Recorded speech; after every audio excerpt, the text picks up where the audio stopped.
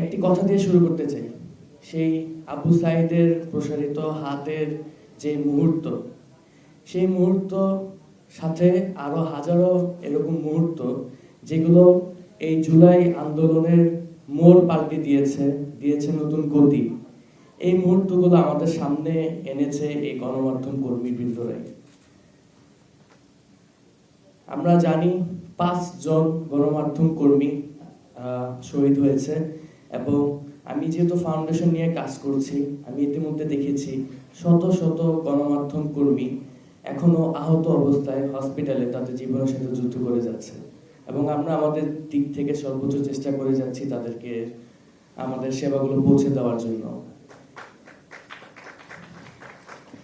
এই যে গণমাধ্যম কর্মীরা আহত হয়েছে, শহীদ হয়েছে, তারা কি চেয়েছিল? সত্যটাই সবার সামনে আনতে চেয়েছিল, যার বিপরীতে তাদেরকে গুলি গ্রহণ করতে হয়েছে, শাহাদাত গ্রহণ করতে হয়েছে। আমরা জানি বিগত সময়ে গণমাধ্যম কর্মীদের উপর কিভাবে তাদের স্বাধীনতাকে হরণ করা হয়েছে এবং কিভাবে তাদের উপর অত্যাচার নিপীড়ন করা হয়েছে। তারপরও এই গণঅভ্যুত্থানে গণমাধ্যম কর্মীদের যে অবদান ছিল, সেই অবদান কোনোভাবেই অস্বীকার্য নয়। গণমাধ্যম কর্মীরা না থাকলে আমরা এই চেতনা, আবু সাঈদের যে প্রসারিত হাতের মুহূর্ত, এরকম হাজারো মুহূর্ত আমরা পেতাম না, এবং সেগুলো থেকে আমরা অনুপ্রাণিত হয়ে এই গণঅভ্যুত্থানকে সফল করতে পারতাম না।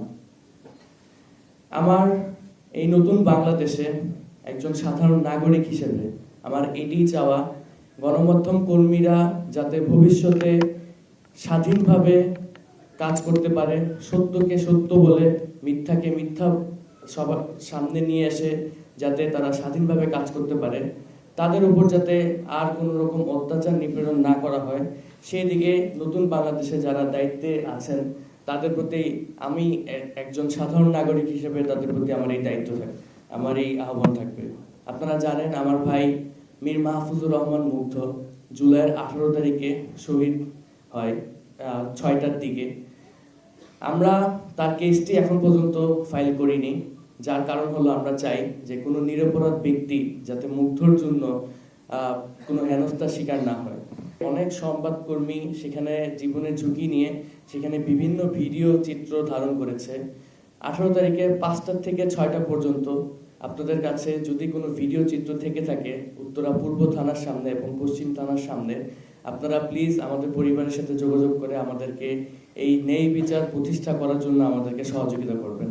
একজন শহীদ পরিবারের কথা শুনেছি এখানে, তার মেয়ে বারবার জিজ্ঞাসা করে বাবা কখন আসবে। এই কখন আসবে এই প্রশ্নের উত্তর কি আমাদের কারোর কাছে আছে? আমাদের কারোর কাছে নেই।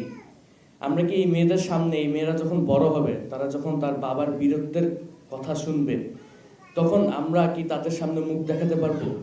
তাদের বাবার যেই আত্মত্যাগ, সেই আত্মত্যাগের ফলে আমরা যেই অপরচুনিটি পেয়েছি এই দেশকে সুন্দরভাবে সংস্কার করার জন্য, এই সংস্কার যদি আমরা ঠিক মতো না করতে পারি, আমরা কখনোই এই বাংলাদেশের কোনো মানুষই তাদের সামনে মুখ দেখাতে পারবে না। তো আমার সবার কাছে আহ্বান থাকবে, সবাই যে যার যার জায়গা থেকে সংস্কার কাজে এগিয়ে আসুন। এবং আমরা জানি নিজে যদি সংস্কার না হতে পারি, নিজেকে যদি সংস্কার না করতে পারি, দেশের সংস্কার কাজেও আমি আমার অবদান রাখতে পারবো না। আমি আমার বক্তব্য শেষ করতে চাই একটি মেসেজ দিয়ে, নিজেকে সংস্কার করে, নিজেদের যার যার জায়গা থেকে নিজেদের মন মানসিকতা সহ সবকিছু সংস্কার করে যার যার জায়গা থেকে দেশের সংস্কারের জন্য আমরা এগিয়ে আসি।